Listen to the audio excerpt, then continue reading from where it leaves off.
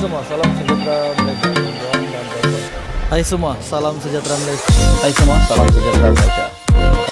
Hai semua, salam sejahtera Malaysia.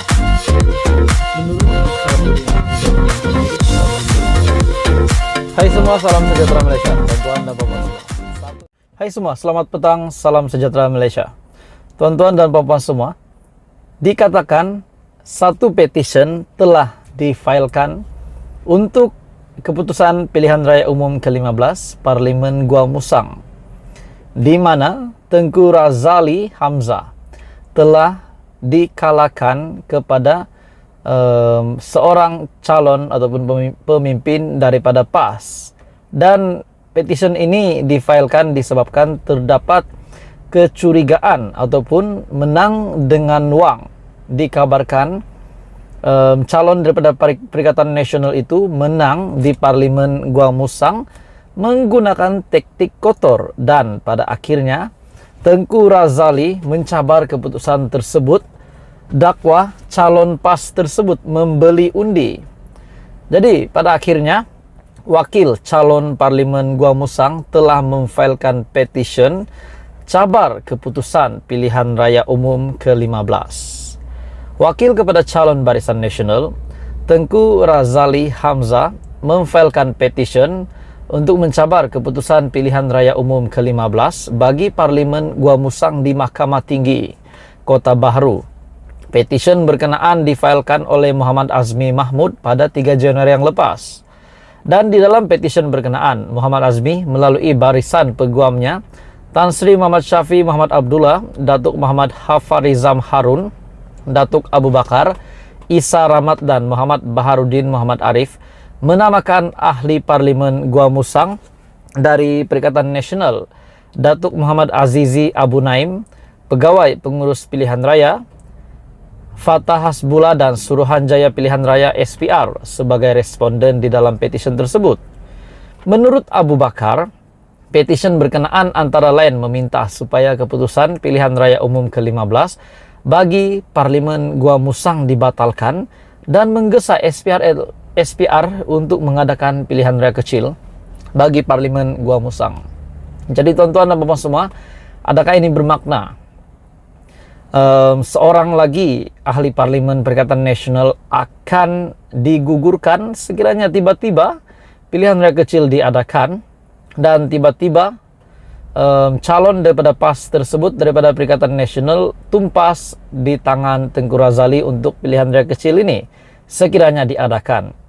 Jadi pada akhirnya pendedahan ini daripada Tengku Razali bahawa petition ini difailkan atas sebab calon PAS tersebut membeli undi, di mana Kuli ataupun Tengku Razali mencabar keputusan pilihan raya umum ke-15 mendakwa calon PAS membeli undi.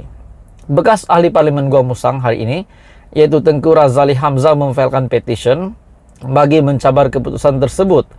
Petition itu difailkan oleh Muhammad Azmi Mahmud bagi pihak pemimpin veteran UMNO itu pada 3 Januari yang lepas. Menurut laporan, petition itu menamakan ahli Parlimen Gua Musang dan Muhammad Azizi Abu Naim, pegawai pengurus pilihan raya, dan Suruhanjaya Pilihan Raya sebagai responden. Petition berkenaan antara lain meminta agar keputusan PRU15 dibatalkan dan menggesa SPR untuk mengadakan PRK bagi kerusi Parlimen Gua Musang. Abu Bakar berkata, pemberian wang kepada pengundi. Selain pemberian wang kepada pengundi, anak guamnya mendakwa beberapa peti undi dari pusat daerah mengundi tidak dikira, selain kertas undi tidak dikembalikan. Jadi kalau benar ini berlaku, adakah ini satu lagi pendedahan kelakuan keji untuk Perikatan Nasional semasa PRU15? Sekiranya ini benar, saya bukan mengesahkan perbuatan itu, tapi kalau ini benar, ini pasti perkara yang mengejutkan. Pengurusan kes itu dibacakan buat kali pertama di hadapan Timbalan Pendaftar Mahkamah Tinggi Kota Bahru, Nik Habri Muhammad, di Mahkamah Tinggi Kota Bahru pada Kamis. Pada PRU15, Tengku Razali ataupun Kuli yang lebih dikenali sebagai Kuli gagal mempertahankan kerusi Parlimen Gua Musang untuk penggal ke-12 apabila tewas kepada Muhammad Azizi dari PAS, dari Perikatan Nasional. Dan Muhammad Azizi menang dengan majoriti tipis 163 undi selepas memperoleh 21.826 undi, manakala Tengku Razali mendapat 21.663 undi. Jadi tuan-tuan dan semua, adakah ini satu lagi pendedahan mengejutkan? Dan bolehkah PRK kalau tiba-tiba diadakan? Adakah Muhyiddin Yassin akan menghilang satu lagi ahli parlimen atau bagaimana? Hai semua, salam sejahtera Malaysia. Tuan-tuan dan puan-puan semua, nampaknya memang benar ada pertemuan di antara pemimpin-pemimpin Perikatan Nasional dan juga pemimpin Barisan Nasional. Perjumpaan ini dikatakan di antara pemimpin BN dan PN ini adalah sebelum kerajaan perpaduan hari ini yang telah dibentuk. Maknanya perjumpaan ini semasa baru saja dapat keputusan pilihan raya umum ke-15. Akhirnya seorang pemimpin PAS telah membuat pendedahan di mana Taqiyuddin sahkan ada pertemuan Perikatan Nasional, pimpinan tertinggi Barisan Nasional, dan yang mengejutkan, pimpinan tertinggi Barisan Nasional ini yang mengadakan pertemuan bersama Perikatan Nasional diketuai Muhammad Hassan ataupun Tokmat, yaitu beliau adalah Menteri Pertahanan hari ini. Setiausaha Agung PAS, Datuk Seri Taqiyuddin Hassan, mengesahkan berlaku pertemuan antara Perikatan Nasional dengan kepimpinan tertinggi Barisan Nasional yang didakwa diketuai oleh Timbalan Presiden UMNO, Datuk Seri Muhammad Hassan, di Hotel St. Regis sebelum Kerajaan Baharu dibentuk pasca PRU 15. Berkenaan dengan langkah St. Regis, di mana Muhyiddin Yassin yang menantikan pemimpin-pemimpin BN untuk datang ke hotel tersebut. Namun saya boleh kata langkah St. Regis ini akhirnya digagalkan kerana sudah terang-terang bukti hari ini yang menjadi kerajaan adalah PHBN. Pada pertemuan itu, Taqiyuddin mendakwa pemimpin Barisan Nasional membawa senarai tawaran dikemukakan oleh Pakatan Harapan kepada Barisan Nasional. Saya mengesahkan PN ada berjumpa pimpinan tertinggi Barisan Nasional sebelum kerajaan sekarang dibentuk. Mereka yang hadir ketika itu diketuai Timbalan Presiden UMNO Datuk Seri Muhammad Hassan ataupun Tokmat. Turut hadir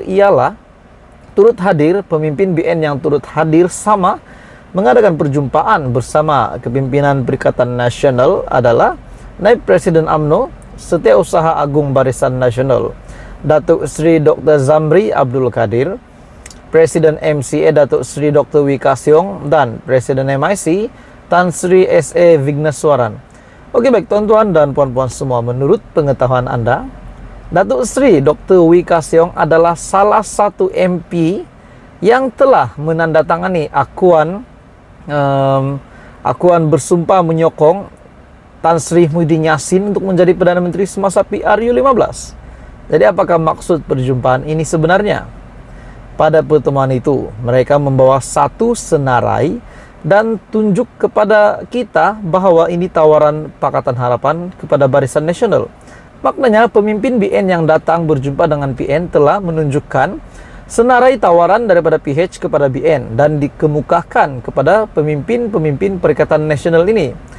Jadi, kepimpinan BN yang datang berjumpa dengan PN bertanya, apa yang PN boleh tawarkan kepada Barisan Nasional, dakwanya.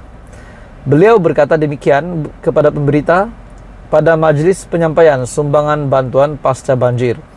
Yang turut hadir ialah Menteri Besar Kelantan, Datuk Ahmad Yaakob, dan Setiausaha Agung Perikatan Nasional.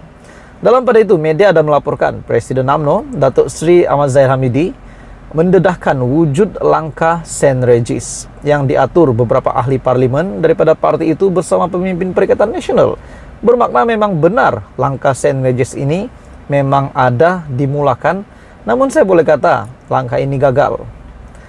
Ahmad Zaid berkata, ia bukan saja bertujuan menggagalkan pembentukan kerajaan perpaduan, malah coba untuk menyingkirkan ahli parlimen Bagan Datuk itu sebagai pengerusi Barisan Nasional. Bagaimanapun Taqiyuddin menjelaskan, beliau tidak memahami apa yang diperkatakan oleh Ahmad Zahid. Jadi tuan-tuan dan puan semua, memang benar ada perjumpaan yang dilakukan oleh kepimpinan Barisan Nasional yang diketuai Muhammad Hassan berjumpa dengan kepimpinan Perikatan Nasional pasca PRU15 sebelum terbentuknya Kerajaan Perpaduan. Dan pada akhirnya mungkin tawaran PN itu tidak sehebat tawaran PH Code. Jadi adakah kepimpinan yang berjumpa dengan kepimpinan Barisan Nasional yang berjumpa dengan kepimpinan PN di Hotel St. Regis ini pun menyokong salah satu bukan daripada 10 ahli parlimen yang menandatangani, tetapi mungkin menyokong Muhyiddin Yassin. Menjadi tanda tanya, Tokmat didakwa menjadi ketua untuk perjumpaan ini bagi pihak Barisan Nasional. Adakah Tokmat pada ketika itu pun ingin menyokong Perikatan Nasional? Jadi tuan-tuan dan puan semua, terus sama-sama di dalam channel ini untuk perkembangan politik yang lain.